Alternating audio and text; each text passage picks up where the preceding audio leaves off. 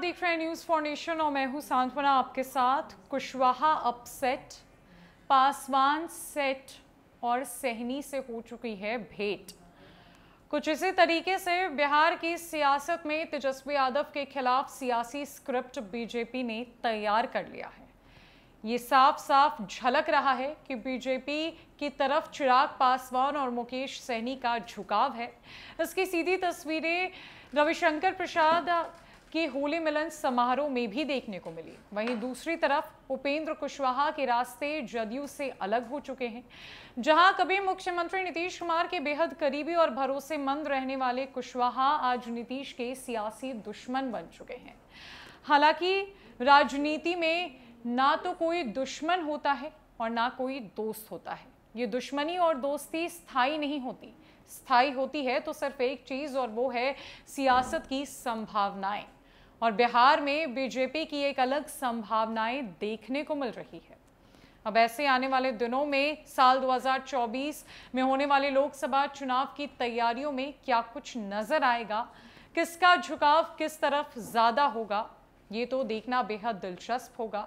लेकिन साल 2024 के लोकसभा चुनाव की रणनीति की पटकथा बिहार की सियासत से लिखी जा चुकी है। दरअसल बिहार के सियासी दलों ने लोकसभा चुनाव के प्रचार का आगाज कर दिया है। जैसे जैसे चुनाव का समय नजदीक आ रहा है, वैसे वैसे राजनीतिक समीकरण बदलते जा रहे हैं। बीजेपी ने बिहार में नीतीश कुमार और तेजस्वी यादव की जोड़ी को कमजोर करने के लिए खास रणनीति बनाई है।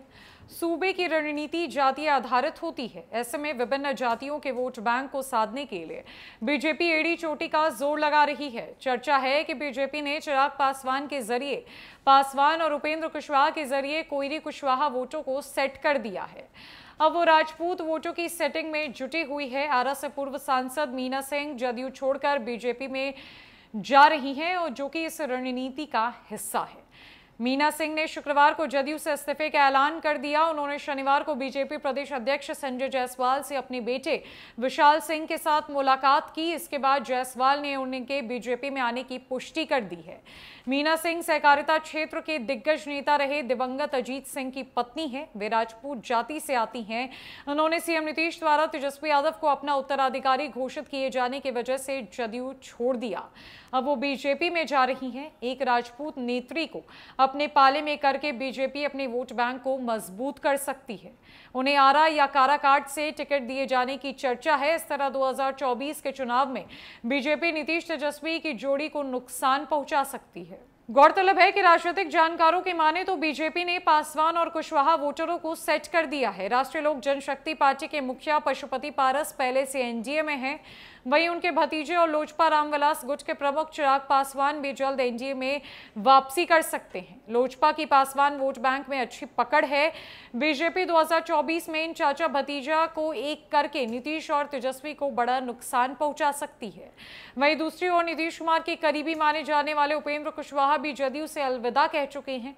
उन्होंने राष्ट्रीय लोक जनता दल यानी कि रालोजद नाम से पार्टी बनाई है। जदयू छोड़ने के बाद उन्होंने कहा कि वो अब नीतीश के साथ नहीं जाने वाले। उनके एनडीए में जाने की अटकलें लगाई जा रही हैं। रालोजद के गठन के 2 दिनों के बाद बीजेपी अध्यक्ष संजय जायसवाल ने कुशवाहा से उनके घर पर जाकर मुलाकात भी की थी। बहरहाल उपेंद्र कुशवाहा की कोयरी और कुशवाहा समाज में अच्छी पकड़ है। इसे बिहार की राजनीति में लव कुश समीकरण कहा जाता है। कुशवाहा अगर एनडीए में जाते हैं तो आने वाले चुनाव में नीतीश कुमार को भारी नुकसान झेलना पड़ सकता है। बिहार में सरकार बनती और बिगड़ती सिर्फ जातियों के आधार पर है। बिहार की राजनीति जाति आधारित होती है और ये किसी से छिपा हुआ नहीं है। तभी तो बिहार की राजनीति पूरे देश की राजनीति का रुख बदलने का दमखम रखती है। और अब इसकी शुरुआत साल 2024 में होने वाले लोकसभा चुनाव की तैयारियों से शुरू हो चुका है, जहां बीजेपी ये भली भांति जानती है कि किस तरीके से उसे अलग अलग जातियों के वोट बैंक को साधना है। तभी तो कभी मुकेश सहनी को लात मारकर विधान परिषद से बाहर कर बिहार सरकार से बाहर कर चुकी बीजेपी आज मुकेश सहनी को मिठाइयां खिला रही है। चिराग पासवान से बीजेपी की इतनी अनबन होने के बाद आज उसी चिराग पासवान को बीजेपी भगवा रंग लगा रही है। ऐसे में आने वाले दिनों में महागठबंधन की सरकार को बड़ा झटका लग सकता है, जहां 7 दलों के साथ मजबूती से खड़ी इस सरकार को बीजेपी एक बड़ी चोट देने की तैयारी में जुट गई है। फिलहाल के लिए इस खबर में इतना ही। नमस्कार।